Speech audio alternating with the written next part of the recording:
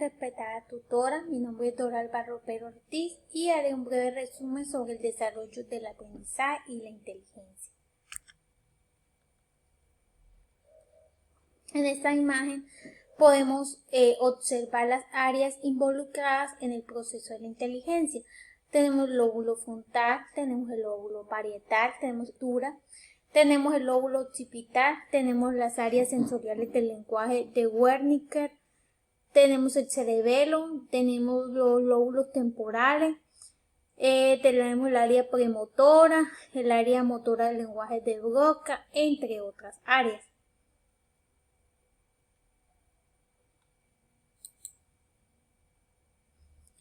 Para el entendimiento de las bases biológicas de la inteligencia es realizado este mapita conceptual, en donde primero explicaré qué es la inteligencia, ¿sí?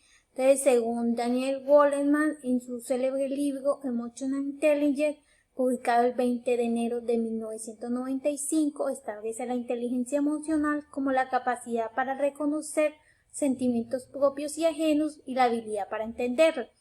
Aquí podemos hablar de los niveles emocionales, ¿sí? De cómo nosotros podemos identificar y reconocer nuestras emociones, ¿sí? Ante una situación, por ejemplo, cuando estamos cocinando y de pronto nos cortamos, entonces, ¿cómo nosotros reaccionamos ante esta situación, ¿sí? De pronto nosotros gritamos, lloramos, ¿sí? O por el contrario, si de pronto nosotros tomamos aire, soltamos el aire y inspiramos, expiramos y luego ahí sí con calma ya vuelvo a retomar esa situación, ¿sí? Y cómo nosotros qué es lo que cómo nosotros después de reaccionar ante estas situaciones, cómo nosotros manejamos también nuestras emociones interpersonal, ¿sí? Con las demás personas, si nosotros somos empáticos, si entendemos a las demás personas, por ejemplo, en nuestro trabajo, quizás alguien llegó tarde, entonces antes de juzgarlo, nosotros primero esperamos a que esa otra persona nos explique el motivo por el cual llegó tarde, ¿sí? Ahora hablaremos de las bases biológicas. Entonces, según la Universidad de Woodman y Universidad Autónoma de Madrid, establece que en el lóbulo frontal inferior y en el parietal superior del hemisferio izquierdo, con contribuciones del derecho, se reflejan las zonas de habilidad para integrar los procesos verbales visoespaciales de la memoria y ejecutivos, y que además establece que las bases de la inteligencia era la cantidad de materia gris en el cerebro. Otras contribuciones surgen de las investigaciones en el cual se dice que las personas más inteligentes es porque su cerebro se ha desarrollado de forma diferente, en donde dichas investigaciones solamente porque tienen más o menos materia gris en cualquier etapa de su vida. Como los niños, donde dicen que los niños tienen la corteza más delgada a los 7 años, pero esta tendría a engrosar rápidamente para cuando cumplían los 12. Que además los niños de inteligencia promedio tienen inicialmente una corteza gruesa que dejaban de aumentar su espesor a los 8 años y en ambos casos la corteza adelgazaba después de alcanzar su espesor final.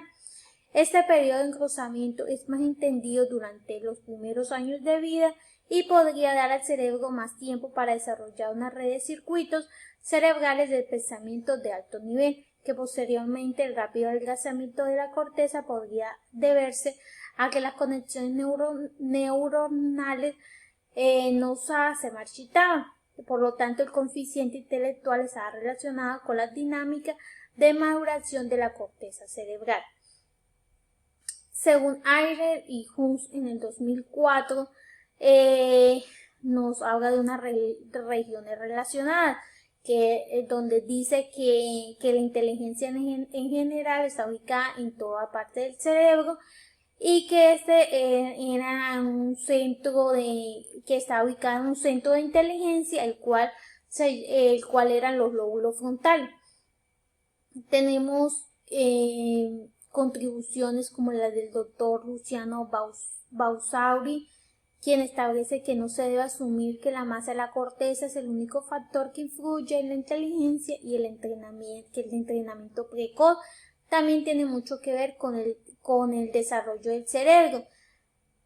Tenemos el concepto del engrosamiento de la corteza, que es esta corteza es la capa más superficial del cerebro que contiene la materia gris y que es responsable del pensamiento. Tenemos contribuciones de Elia Cerroni, quien a través de sus estudios del cerebro ha dicho que se ha podido ver que las personas con alta capacidad intelectual no tienen cerebro más grande y que además gracias a la tecnología computarizada para obtener imágenes del cerebro ahora podemos ver la diferencia que podría estar en la forma de cómo se desarrolla el cerebro.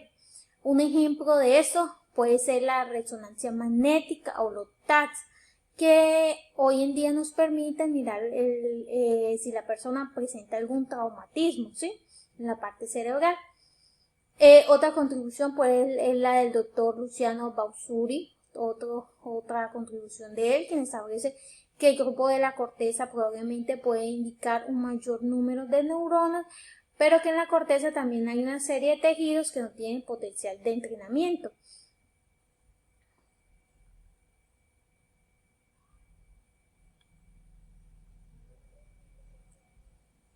Un ejemplo es Heister, ¿sí?, un cerebro muy estudiado. Al compararse con el cerebro de 35 hombres más y el de 56 mujeres, se encontró que contaba con un tamaño de la región responsable del pensamiento matemático y las habilidades visoespaciales, de un 15% mayor al promedio humano. Este carecía de un hueco que normalmente se encuentra en ese área, así como muestra en la imagen, ¿sí? Él lo mostraba así. Los científicos sugieren que esto podría haber permitido que sus neuronas se comunicaran mucho más fácilmente. Según la profesora Wilson,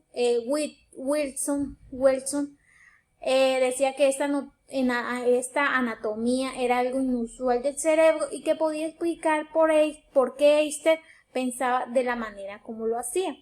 El cerebro de Eister pesaba solo 1,1230 gramos, menor al promedio de un cerebro masculino adulto alrededor de 1,400 gramos. La clasificación de la inteligencia, entonces tenemos que encontramos inteligencia naturista, inteligencia intrapersonal, tenemos inteligencia lógico-matemática, tenemos inteligencia existencial, tenemos inteligencia intrapersonal, tenemos inteligencia corpokinéstica, tenemos inteligencia lingüístico-verbal, tenemos inteligencia musical, entre otras. Trastorno del desarrollo intelectual. Entonces Weyer y Obrensky en el 2010 establece que el trastorno del desarrollo intelectual es una discapacidad que limita los niveles de inteligencia de una persona. Lucassen en el 2002 establece que las áreas cognitivas cuyas alteraciones se identifican con discapacidad intelectual, razonamiento, planificación, solución de problemas, pensamiento abstracto, comprensión de ideas y aprendizaje con rapidez a partir de la experiencia. Algunos ejemplos de trastornos de inteligencia puede ser entre muchos tenemos la demencia, el Alzheimer y la oligofrenia o discapacidad intelectual, que son esas personas que poseen problemas en su desarrollo intelectual, en su desarrollo de aprendizaje.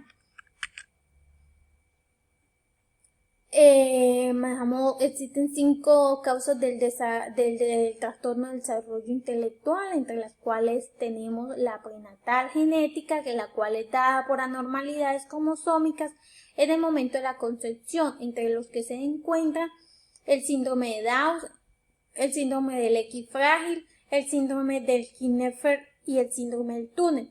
En la segunda causa se da en la etapa prenatal no genética. Las principales causas prenatales son el sarampión, la rubiola, el embarazo, el consumo de toxinas o ciertos medicamentos durante el embarazo, qué pena. Tenemos también el alcohol, las drogas, el plomo, infecciones, hipertiroidismo y síndrome sin causa conocida. Por ello, cuando nosotros estamos embarazadas, los médicos siempre nos sugiere estar mirando las contraindicaciones, porque esto afecta cualquier medicamento, cualquier cosa que consumimos, siempre va a estar afectando al feto. En la tercera causa tenemos la perinatal. En cuanto a los factores perinatales, que es durante el alumbramiento, o sea, que es durante el parto, ¿sí? Cabe destacar la exposición a toxinas e infecciones, por ejemplo, el herpes genital. Cuando es así, las mujeres, pues los médicos les sugieren que pues el parto sea cesárea, ¿sí? Porque pues lo mismo va a afectar al feto, al bebé. En este caso sería el bebé, ¿sí? La presión excesiva en la cabeza o asfixia, también la hipoxia prematura, las hemorragias y los traumatismos, o sea, los golpes en la cabeza. La cuarta causa es la postnatal, causada por las infecciones, hemorragia, derivación psicosocial, y por último tenemos las multicausas. La influencia en el contexto sociocultural, tenemos el desarrollo del niño en todas las funciones, que aparecen dos veces, primero en el ámbito social y más tarde en el ámbito individual. Primero entre personas, que es la interpsicológica, y después en el interior del propio niño, que es la interpsicológica.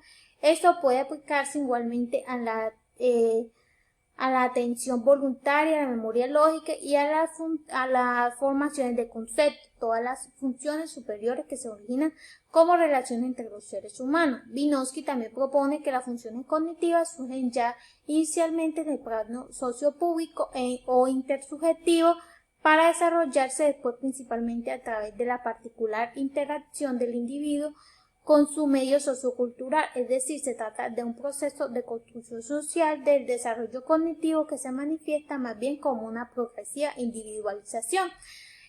Aquí, como por ejemplo, podemos retomar cuando en las casas los papás mantienen muchos conflictos, muchas peleas, ¿sí?